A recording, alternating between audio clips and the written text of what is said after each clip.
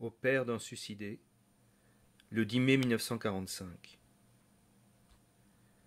Cher monsieur, vous avez éprouvé le besoin bien compréhensible de vous décharger sur autrui de votre part de responsabilité dans le destin de votre fils, et vous le faites à mes dépens, dans une lettre qui n'est ni aimable, ni pertinente.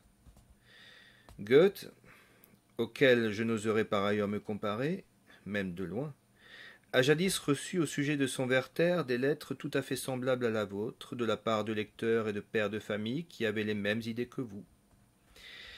Il existait alors une jeunesse à problème un peu décadente, dans laquelle se produisaient des cas de suicide, et les pères de ces jeunes gens ne cherchaient pas en eux-mêmes ou chez leurs fils les signes de cette décadence, mais ils les voyaient dans ce maudit Werther qui avait osé exprimer des choses qu'on aurait dû, selon eux, passer sous silence ou rejeter comme des mensonges. Je vous prierai de me laisser endosser moi-même la responsabilité de mes livres, écrits au prix de sacrifices dont vous ne pouvez avoir la moindre idée. J'ai bientôt 70 ans et n'ai vraiment pas besoin de vos conseils et de vos instructions. Si vous vous étiez donné la peine de lire et de comprendre véritablement Le Loup des Steppes, vous auriez vu que ce n'est pas l'histoire d'un naufrage, mais celle d'une crise et d'une guérison, et que le loup des steppes n'est pas un décadent, mais un être capable de vivre. Si tout le monde n'a pas la chance d'arriver à cette guérison, ce n'est pas une raison pour ne rien dire selon vos prescriptions de la problématique morale et spirituelle de notre temps et pour persister dans l'illusion. Croyez-vous sérieusement qu'un chirurgien soit mieux placé qu'un écrivain pour déterminer quel thème il est permis et convenable de traiter en littérature?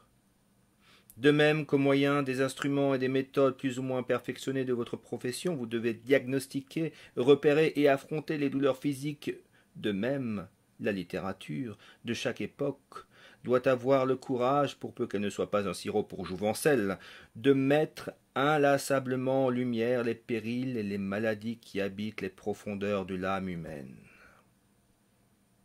Celui qui ose faire cela verra toujours une majorité de bourgeois lui tourner le dos et lui adresser des lettres désobligeantes.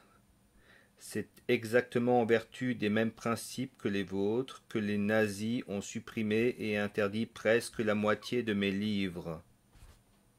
Vous avez ressenti le besoin de me communiquer le jugement négatif que vous portiez sur mon livre et vous y avez joint des conseils moralisateurs à mon endroit. Je ne puis que vous objecter ceci. Ne cherchez pas, cher monsieur, la cause de la mort de votre pauvre fils dans un livre qu'il a peut-être lu et que des dizaines de milliers d'autres jeunes gens ont lu sans dommage, et beaucoup pour leur plus grand profit. Mais demandez-vous plutôt pour quelle raison votre fils n'est pas venu consulter son père au moment où il ne s'est plus senti en mesure de résoudre ses problèmes. Il m'en a coûté beaucoup d'écrire cette lettre, car vous êtes en deuil, et votre fils a toute ma sympathie. Mais votre lettre exigeait la réponse que voilà, à ma haute considération. Hermann S.